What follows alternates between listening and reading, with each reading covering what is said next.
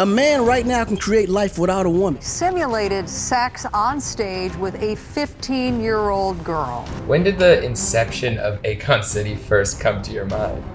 This was all I saw.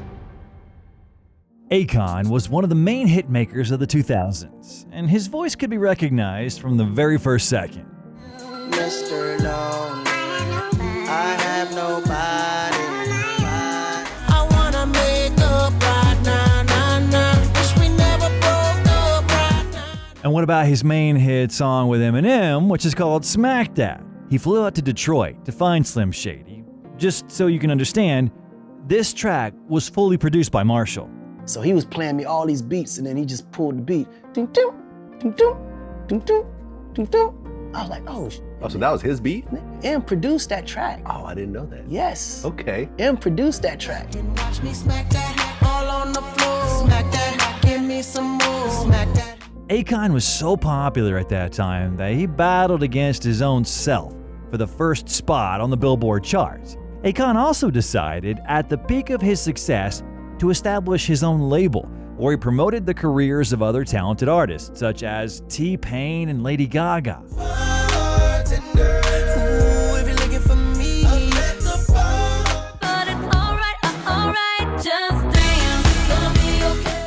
Akon became one of the coolest producers in the business. Artists respected him for the fact that he can make any type of music, and that he feels comfortable in any genre.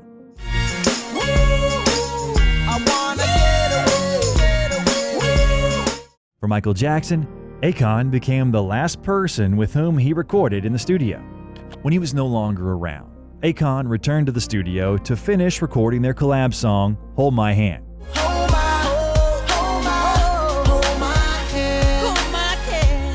Just so you can understand, Akon was born in St. Louis, but spent his childhood in Senegal, where the entire culture revolved around music. Plus, his dad was also a musician.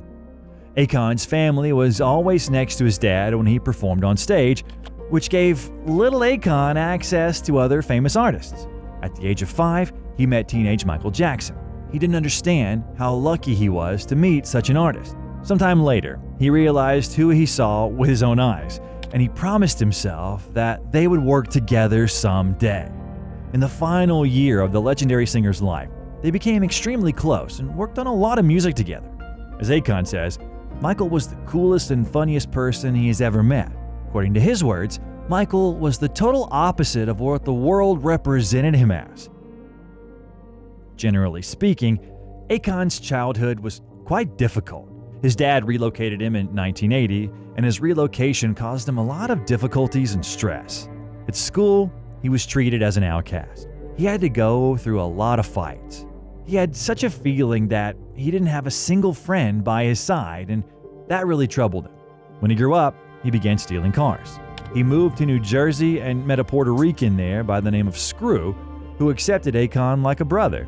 And so, they created their own group called Block Royal, where they were engaging in automobile hijacking. Screw really appreciated his talent in stealing. However, he also saw his musical talents. At the age of 18, Akon began writing a few tracks and even giving performances. And in an ironical twist of fate, in 1994 at a local barbershop, he met Wyclef Jean, whom at the time was creating the group Fugees. And so, Akon appeared on their breakthrough album, The Score. Today is dead season for Akon is MC murdering. The track fell into the hands of Sylvia, the president of the Elektra Records label company. She was impressed by the young artist and wanted to sign him after hearing the song. He released his debut single, Operations of Nature. You ever lost a brother and then you wonder why nature choose to operate this way? However, the record flopped. The track didn't even end up in the top 200. Generally speaking, at that time, Akon was desperate. He was running low on money, and he even had a newborn son. He then doubted his musical talents and went back to what he used to do best, stealing cars. One day, he was pulled over by the cops, and he faced 10 years in prison. There was an opportunity to get bail, but his mom decided not to go for it because she was upset and disappointed with her son when she heard about his criminal actions. And so, he needed to be punished. Quite a wise decision, isn't it? Akon also said in an interview that this saved his life. He reconsidered his life and promised himself that he would never again end up in this position. In the end, because of a legal error, the prosecutor miraculously dropped the charges on Akon and he was freed. When he was in prison, he wrote the song Locked Up, which boosted the performer's career.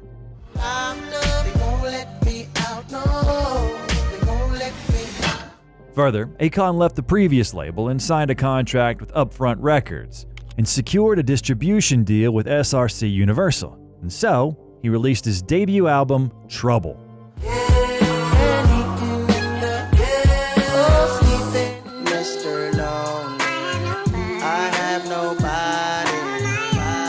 A year later, this album went platinum, and it seemed like everything bad was already in the past. But that wasn't the case. Akon, Screw, and their circle were chilling in the club. By the end of the party, one of Akon's friends had a fight on the street where two unidentified people wanted to steal his chain. Screw stood up for him, and a fight broke out. The attacker fell to the ground, pulled out a gun, and shot at Akon's close friend. Screw was pronounced dead 30 minutes later. According to Akon, Screw died for his success, and so his second album, Convicted, was specifically dedicated to him.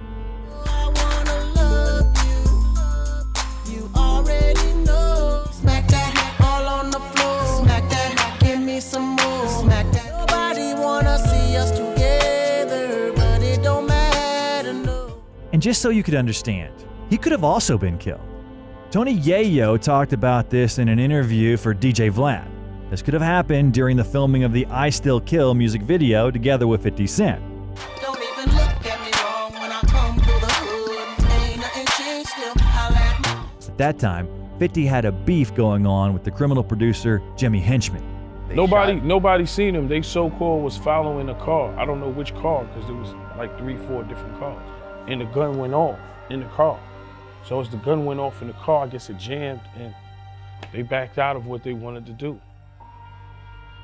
I'll be the reason for your pain, and you can put the blame on me. This song that I just played for you was not recorded for no reason. Akon, last month in a performance in Trinidad, he simulated sex on stage with a 15-year-old girl, a minister's daughter. Now, there is a video of the performance, but CNN has decided that because it is so raunchy and because it involves a minor, we are not going to show you the most graphic part of it. And this had a negative impact on Akon's career.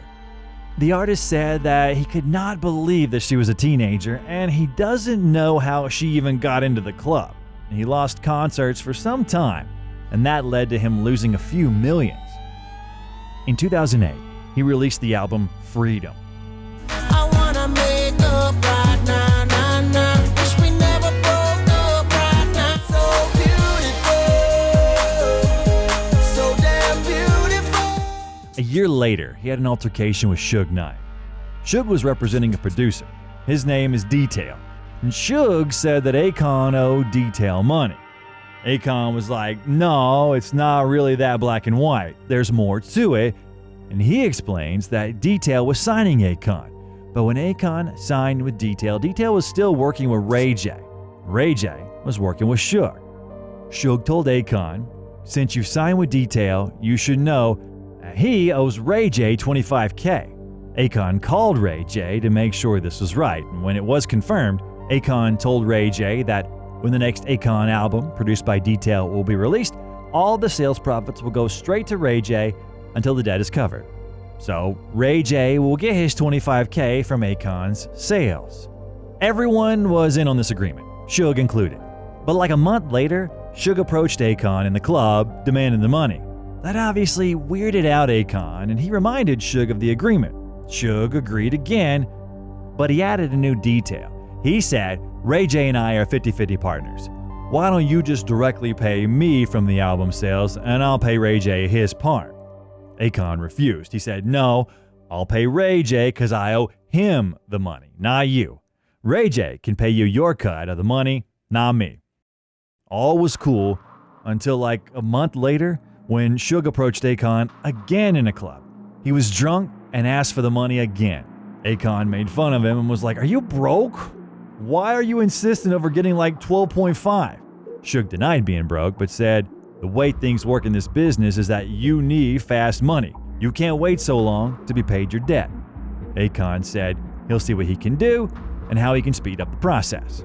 That following week, I'm throwing this huge party at the W. "Yo, Con, we good?" I said, "Yeah, we good, nigga. What y'all want to drink, whatever, just, you know." He said, No, with that, I'm talking about with the money." I said, "God damn, Suge, really? Nigga, we at party, nigga, we partying. We can't talk about this tomorrow." Akon said that he would not receive money today, but everything would soon be resolved. As a result, Suge told him this. He said something about I have to pay a toll when I come to LA and that my mom won't be able to come to LA. Next, Akon's then manager, Robert Ja Carnes Jr., intervened, telling Suge to calm down and that he would get his money. But if Knight wants to settle this with a fight, then they can do it right now. Suge replied, "Bastard, I'm not fighting. I'll have your mother and all your family killed." Eventually, one of Suge Knight's homies was about to pull up the gun, but Thomas 2T's Anderson Jr. knocked him out, and then Ja knocked out Suge. And at that moment, that's when Ja hooked off on Suge. And knocked him out. And Suge fell down in slow motion. Yeah. Akon confessed Knight actually snitched on Ja and was forced to pay him an undisclosed amount of money to stop Knight from sending Ja to prison. Very recently, Suge Knight recounted his own version of the story. He said one of his homegirls told him that Akon and producer Detail sexually assaulted two teenagers, one age 13 and one 12. He did not say when the alleged assault happened, but did claim he told the woman not to go to the authorities because he wanted to handle it himself. Akon shared a comment responding to Suge Knight's claims. I quote, "The world knows a lie when they hear it. It's unfortunate that this man is going out like this. It's sad and seriously embarrassing. Regardless of our history, I'm still going to be praying for him." Also, Akon is planning to file a defamation lawsuit against Suge Knight. I need to make it very clear that I absolutely deny these outrageous, false, and disgusting claims Suge Knight made on his podcast about me, Akon said in an exclusive statement shared with Complex. "I've never called, received, or had any contact with Suge Knight since he's been incarcerated." At that time, Akon had still managed to stay afloat. He recorded a song for the Football World Cup, which was held in Africa.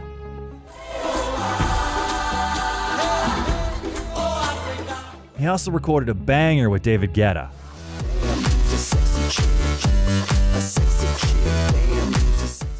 However, everything changed just a little bit later when he was preparing the Stadium album. At the time, nothing was going according to plan. His single, Angel, released in the year 2010, occupied the 56th spot on the charts, which he wasn't prepared for. After all, previously, each and every single he would put out before releasing an album ended up in the top 10.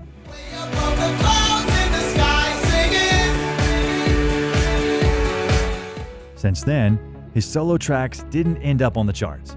But in 2014, another collab work with David Guetta became a hit.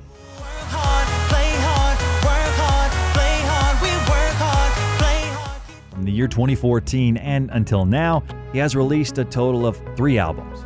I suggest we listen to a few tracks from this period.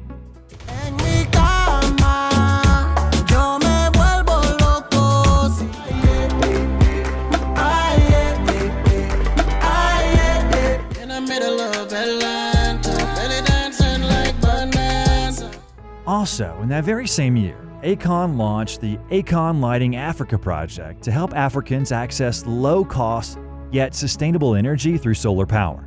By 2020, Akon Lighting Africa had provided solar energy to 25 nations and about 28.8 million Africans in need. Recently, he's been attempting to finally begin building his own city, Akon City, which he announced about way back in 2020. Back then, he demonstrated how it should look like. It's impressive, isn't it? However, currently, it all looks like this.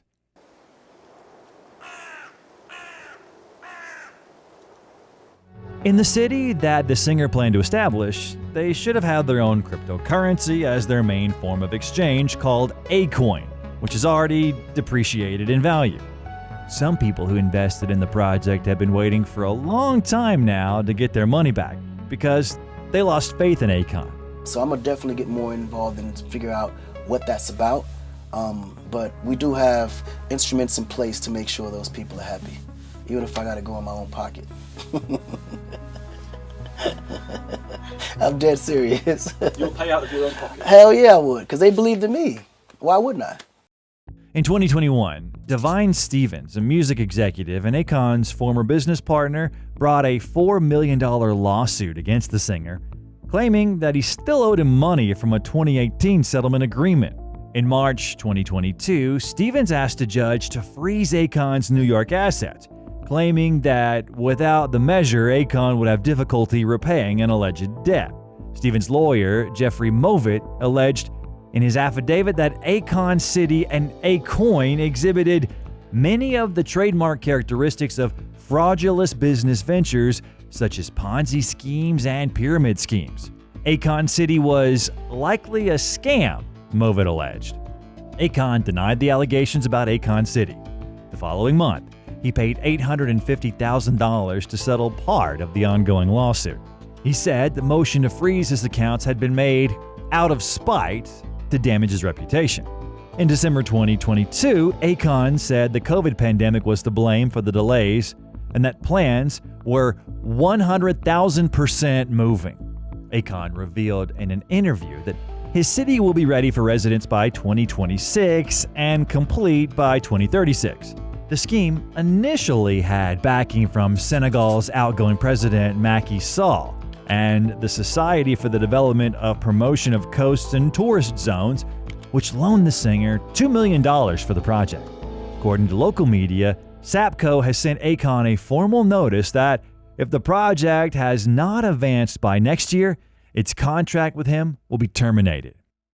We drove inside the city and this was all I saw. This right here is the only building that has been built in Akon City. Although this building looks futuristic, but this project is looking like a disappointment. Akon is regarded in different ways. Some respect him for his music and some for his charity work, while others think the complete opposite of him, saying that he has a huge ego, which is why he wants to build his own city. He's also sometimes criticized for his statements. For example, according to him, men are superior to women and can replace them with incubators. The man is who create life. Every time I say it, they laugh at me. Man, we're gods. We the ones that create life. A man right now can create life without a woman, but a woman can't create life without a man. If I wanted to create life right now without a woman, I would just shoot my put in the incubator and just give it 9 months. Or even that Africans are better performers than Americans. We a little different when it comes to stage presence. Now in America, oh yeah, them niggas gonna be wobbling, pants hanging half down, bored as hell, half asleep because they high as hell on stage. But Africa, we wake up morning, like look at these YouTube clips of all these kids from Uganda and how they be, you know what I'm saying? Like these kids are performers, like so for us it comes natural. You know, like to watch the kids from Africa, it kind of just it's in their blood, like. But in any case, we're grateful to have him for his work. After all, many grew up on his songs. The next video I want to recommend you to watch is about how rappers ask for forgiveness from other rappers. I don't want to go through, I don't want to talk about it no more. I don't want for 22 years, every time I do an interview, they ask me about Eminem. The f want me to do?